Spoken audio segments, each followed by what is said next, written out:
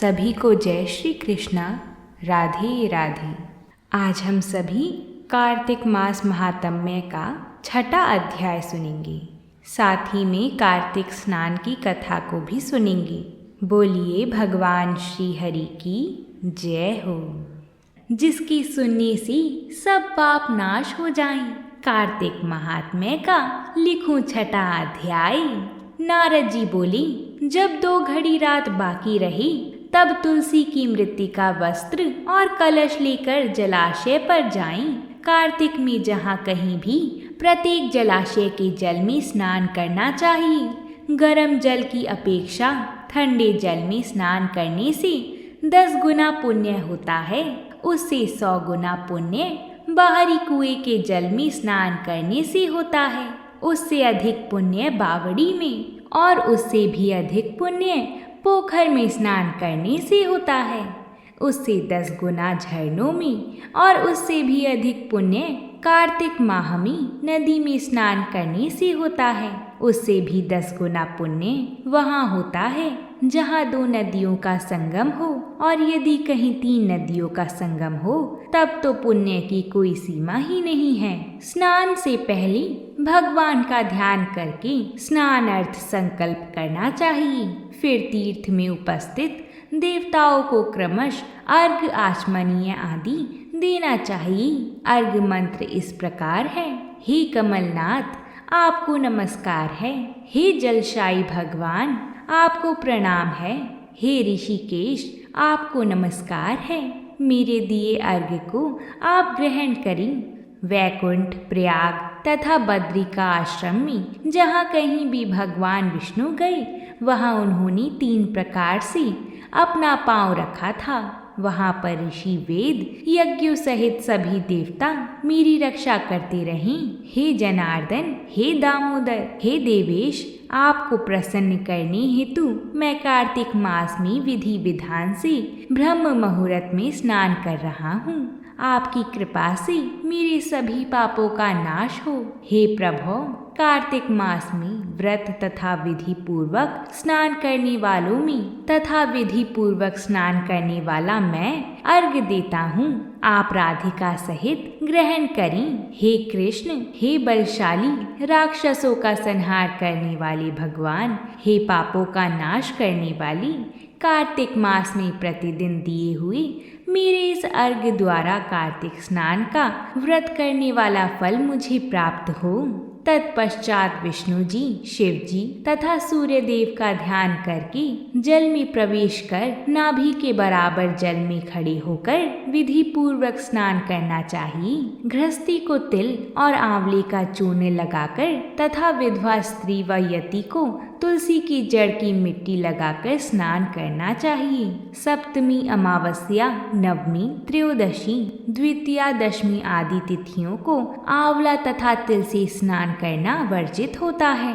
स्नान करते हुए यह उच्चारण करें, जिस भक्ति भाव से भगवान ने देवताओं के कार्य के लिए 3 प्रकार का रूप धारण किया था, वही पापों का नाश करने वाले भगवान विष्णु अपनी कृपा से मुझे पवित्र बनाई। जो अमनुष्य भगवान विष्णु की आज्ञा से कार्तिक व्रत करता है उसकी इंद्र आदि सभी देवता रक्षा करते हैं, इसलिए वह मुझको पवित्र करें। बीजों, रहस्यों तथा यज्ञों सहित वेदों के मंत्र, कश्यप आदि ऋषि, इंद्र आदि देवता मुझे पवित्र करें।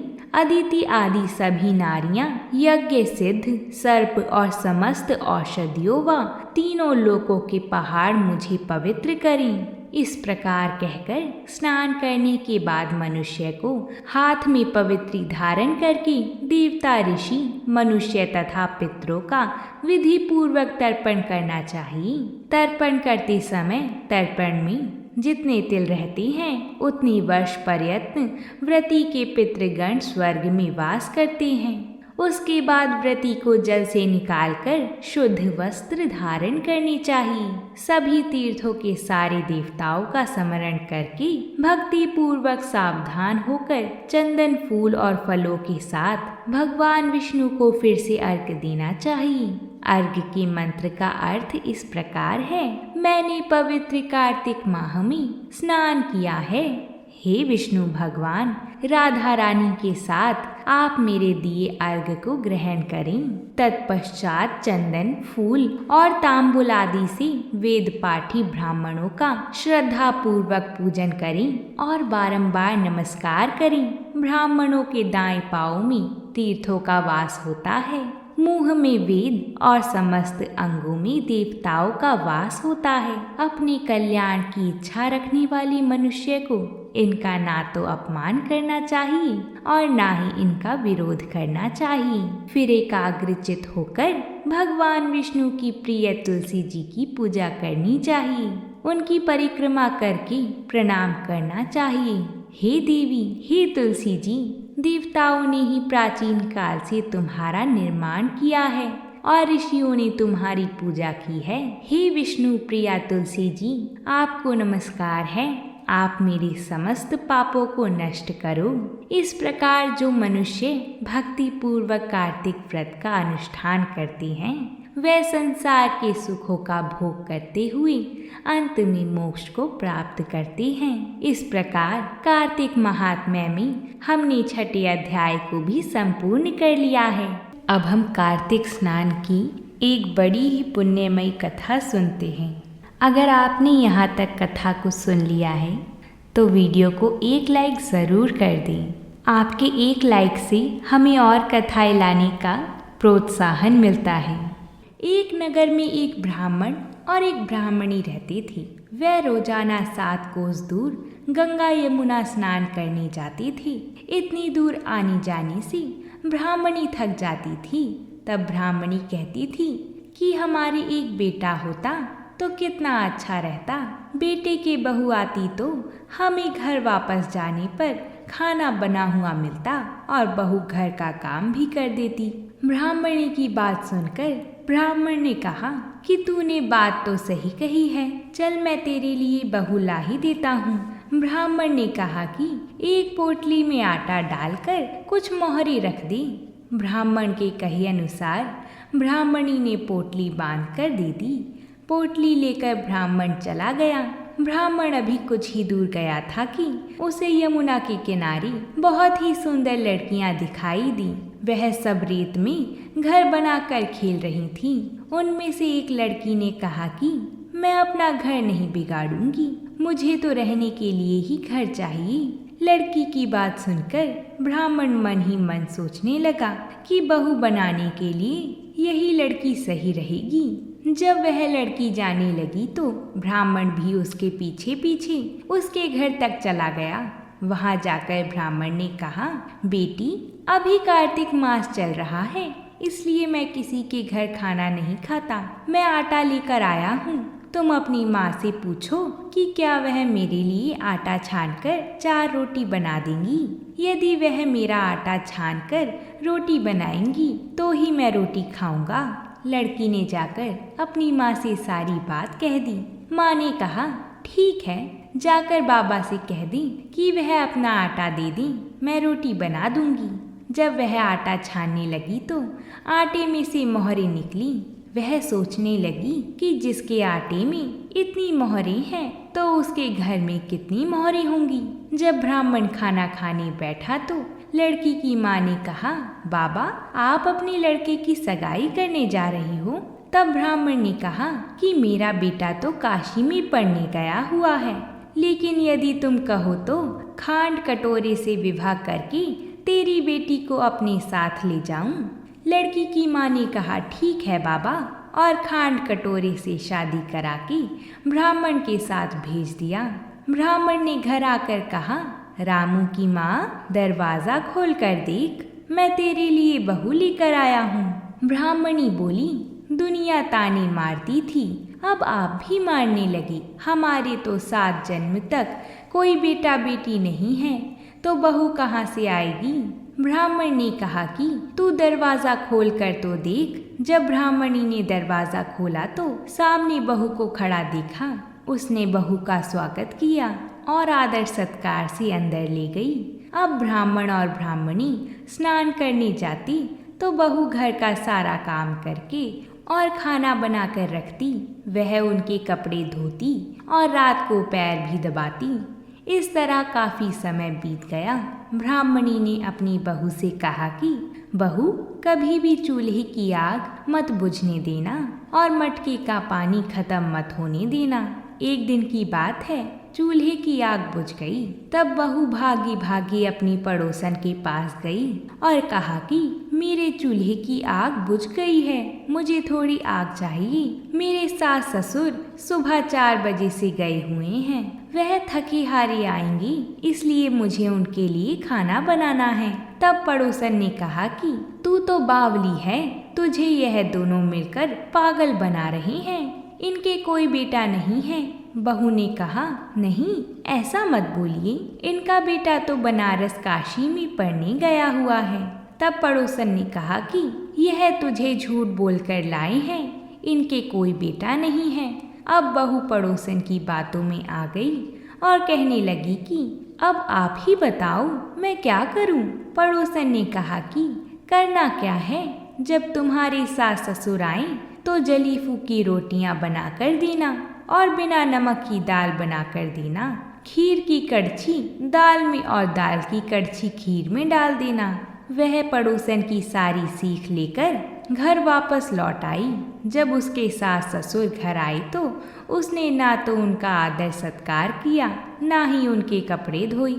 जब उसने सास ससुर को खाना दिया तो सास बोली, बहू आज ये रोटियां जली फूकी क्यों हैं और दाल भी अलूनी है। तब बहू ने पलटकर जवाब दिया कि एक दिन ऐसा खाना खा लोगी तो कुछ बिगड़ नहीं जाएगा तुम्हारा। सास ससुर को खरी खोटी सुनाकर वह फिर से पड़ोसन के पास गई और बोली कि अब आगे क्या करना है। पड़ोसन ने कहा कि अब तुम सातों कोठों की चाबी मांग लेना। पड़ोसन के कहे अनुसार अगले दिन जब सास ससुर स्नान करने के लिए जाने लगे तो बहू अड़ गई कि मुझे तो सातों कोठों की चाबी चाहिए। तब ससुर ने कहा कि इसे चाबी दे दो, आज नहीं तो कल इसे ही देनी है। तब सास ने बहू को चाबी दे दी। सास ससुर के जाने के बाद जब बहू ने दरवाजे खोले तो उसने देखा कि किसी में अन्न भरा है, किसी में धन भरा है और किसी कोठे में बर्तन पड़े हैं। जब उसने सबसे ऊपर का 7वां कोठा खोला तो उसने देखा कि शिव जी और माता पार्वती, गणेश जी महाराज, लक्ष्मी माता जी, पीपल पथवारी माता, कार्तिक के ठाकुर, राय दामोदर, तुलसी जी का बिड़वा, गंगा यमुना व 33 कोटि देवी देवता विराजमान हैं। वहीं पर एक लड़का चंदन की चौकी पर बैठा माला जप रहा है। यह सब देखकर उसने लड़के से पूछा कि तुम कौन हो। तब लड़का बोला कि मैं तेरा पति हूँ, अभी दरवाज़ा बंद कर दे, जब मेरे माता पिता आएंगी तब दरवाज़ा खोलना। यह सब देखकर बहू बहुत खुश हो गई और 16 श्रृंगार कर सुंदर वस्त्र पहनकर अपनी सास ससुर का इंतज़ार करने लगी। उसने अपनी सास ससुर के लिए अच्छे अच्छे पकवान बनाए। जब उसके सास ससुर घर पर आई तो उसने उनका आदर सत्कार किया और प्रेम पूर्वक खाना खिलाया और पैर दबाने लगी। पैर दबाते दबाते बहू ने कहा कि माँ, आप इतनी दूर गंगा यमुना स्नान करने के लिए जाती हो तो आप थक जाती हो, इसलिए आप घर पर ही स्नान क्यों नहीं करती हो। यह सुनकर सास कहने लगी कि बेटी, गंगा यमुना घर पर तो नहीं बहती है। तब उसने कहा, हाँ माँ जी, बहती है, चलो मैं आपको दिखाती हूँ। जब बहू ने 7वां कोठा खोलकर दिखाया तो उसमें शिव जी, माता पार्वती, भगवान गणेश जी, लक्ष्मी जी महारानी, पीपल पथवारी माता, कार्तिक के ठाकुर, राय दामोदर, तुलसी जी का बिड़वा, गंगा यमुना बह रही हैं और 33 कोटि देवी देवता विराजमान हैं। वहीं चौकी पर बैठा एक लड़का माला जप रहा है। माँ ने कहा कि बेटा, तू कौन है। लड़का बोला, माँ, मैं तेरा बेटा हूँ। तब ब्राह्मणी ने पूछा कि तुम कहाँ से आई हो। लड़के ने जवाब दिया कि मुझे कार्तिक देवता ने भेजा है। बुढ़िया माई ने कहा कि बेटा, यह दुनिया कैसे मानेगी कि तू मेरा बेटा है। तब बुढ़िया माई ने कुछ विद्वान पंडितों से मदद मांगी। पंडितों ने कहा कि इस बार बहू बेटे खड़े हो जाएं और उस पार बुढ़िया माई खड़ी हो जाए। बुढ़िया माई ने चमड़े की अंगिया पहनी हो और छाती में से दूध की धारा निकलकर बेटे की दाढ़ी मूछ भीगे और पवन पानी से गठजोड़ा बंधी, तब मानी कि यह बुढ़िया का ही बेटा है। उसने ऐसा ही किया। चमड़े की अंगिया फट गई और छाती में से दूध की धारा निकलकर बेटे की दाढ़ी मूछ भीग गई। पवन पानी से बहू बेटे का गठजोड़ बन गया। यह सब देखकर ब्राह्मण और ब्राह्मणी की खुशी का ठिकाना ना रहा। हे कार्तिक के ठाकुर, जैसे ब्राह्मण और ब्राह्मणी को बहू बेटा दिया, वैसे ही सबको देना। कार्तिक मास की कथा कहने वाली, सुनने वाले को और हुंकार भरने वाले को सब पर अपनी कृपा करना। तो बोलिए कार्तिक ठाकुर जी की जय। अब हम पीपल पथवारी माता की कथा को सुनेंगे। पीपल पथवारी की कहानी कार्तिक मास में कही और सुनी जाती है। स्नान व पूजा करने के पश्चात पीपल पथवारी की कथा या पीपल पथवारी की कहानी सुनी जाती है। कार्तिक मास में स्नान, ध्यान व पूजा पाठ का विशेष महत्व माना गया है। इस माह में पूजा पाठ करने से सांसारिक पापों का नाश होता है और भगवान विष्णु की कृपा प्राप्त होती है। अब हम कल के दिन कार्तिक महात्म्य में 7वां और 8वां अध्याय सुनेंगे। आप सभी हमारे चैनल पर जाकर उन्हें ज़रूर देखिएगा और अगर आप सभी ने इन कथाओं को पूरा सुना है तो कमेंट में जय श्री हरि विष्णु ज़रूर लिखिएगा। साथ ही अगर आपको ये कथा अच्छी लगी हो तो वीडियो को लाइक और चैनल को सब्सक्राइब ज़रूर करिएगा। हम आप सभी के लिए आने वाले त्योहारों से जुड़ी कथाएं लाती रहेंगी। आप सभी भी हमें अपना प्यार ऐसे ही देते रहिएगा। तो प्रेम से बोली जय श्री लक्ष्मी नारायण।